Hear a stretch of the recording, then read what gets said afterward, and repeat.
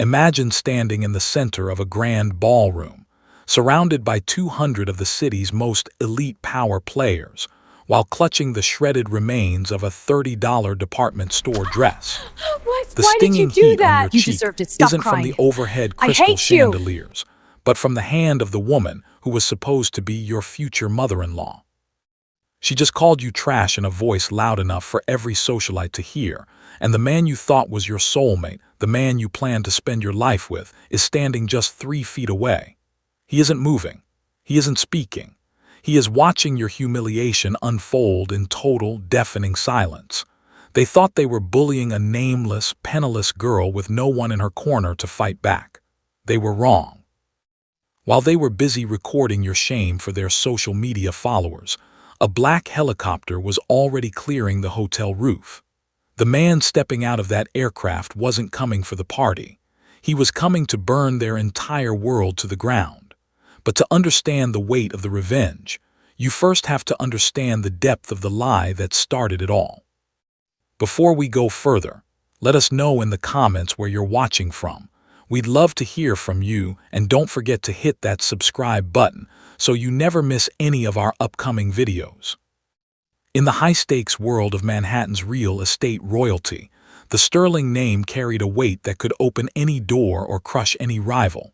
To the public, the Sterlings were the pinnacle of American success, led by the formidable Eleanor Sterling and her husband, Richard. Their son, Caleb, was the golden boy, the heir apparent who seemed to have it all. But beneath the polished exterior of their charity galas and board meetings, there was a rigid hierarchy that demanded absolute perfection, and above all, the right kind of pedigree. When Caleb introduced his family to a quiet, unassuming graphic designer named Sarah Miller, the clock began ticking on a collision course that no one saw coming.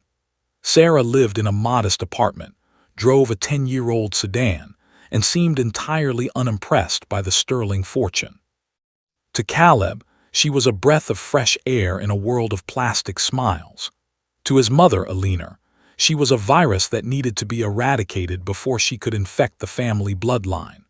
What Eleanor didn't know was that Sarah was playing a much deeper game, one that would test the very foundation of Caleb's character and reveal the true nature of everyone in that ballroom. The tension began months before the slap, during the quiet moments when Caleb would describe his mother's high expectations. Sarah listened with a patient smile, never letting on that she knew exactly who Eleanor Sterling was. She had spent her entire life observing women like Eleanor, women who used their wealth as a shield and a weapon. Sarah's decision to hide her true identity as the only daughter of Arthur Vanderbilt, a tech titan with a net worth that made the Sterlings look like small-town shopkeepers, was not born out of a desire to deceive. It was a desperate search for something real. She wanted to know if a person could be loved for their spirit, their jokes, and their kindness rather than the billions of dollars attached to their last name. She had watched her father's wealth attract vultures for 25 years, and she was exhausted by the transactional nature of high society. By taking on the name Sarah Miller and living a simple life, she was conducting a social experiment of the heart, hoping that Caleb was the one man who could see the girl behind the gold. As the night of the Sterling annual charity gala approached, the atmosphere in Sarah's small apartment was thick with an unspoken weight. She had intentionally chosen a simple, pale yellow dress that cost less than a lunch at the country club Caleb frequented. She wore no diamonds, no designer labels, and no shield of status. She wanted to walk into the lion's den completely exposed to see if Caleb would be her protector. Her father's head of security, a man named Marcus who had been her silent guardian since childhood, had warned her. The Grand View Hotel was a fortress of opulence, and the moment Sarah stepped into the ballroom, the judgment was instantaneous. The whispers started at the coat check and followed her to the center of the room. Eleanor Sterling approached like a predator marking its territory, her eyes scanning Sarah's appearance with clinical disdain. She didn't see a human being. She saw a threat to her son's social standing. The confrontation escalated quickly when Eleanor realized that Sarah wouldn't be intimidated by her sharp tongue. When the slap finally echoed through the room, it wasn't just a physical Why did blow. you do that? It was the deserved it. ultimate Stop reveal crying. of Alina's I soul. hate you. But the true heartbreak for Sarah wasn't the pain on her cheek or the sound of her dress tearing as Caleb's sister, Lydia, joined the assault. It was the look in Caleb's eyes, a look of cold, calculated detachment. In that moment, he chose his inheritance over his heart. He chose the silence of a coward. He had no idea that while he stood there, his father's company was being dismantled by a single phone call from a man who was currently landing on the roof above them. The silence in the ballroom was broken not by an apology, but by the rhythmic thudding of rotors that shook the very foundations of the building. The doors at the back of the hall didn't just open. They were cast aside as Arthur Vanderbilt entered the room with the aura of a king reclaiming his throne. The air seemed to vanish from the lungs of every socialite present as they recognized the face from every major financial publication in the world. Arthur didn't look at the cameras or the stunned crowd. His eyes were fixed solely on his daughter, standing broken in the middle of the floor. As he draped his bespoke jacket over her torn shoulders, the power dynamic in the room shifted so violently that Alina Sterling literally lost her footing. The realization hit the Sterlings like a physical weight. They hadn't just insulted a poor girl. They had declared war on a man who could buy and sell their entire legacy before breakfast. The revenge was already in motion, and as Sarah looked at Caleb one last time, she realized that the silence he offered her was the greatest gift he could have given. It gave her the permission to walk away and watch his world crumble.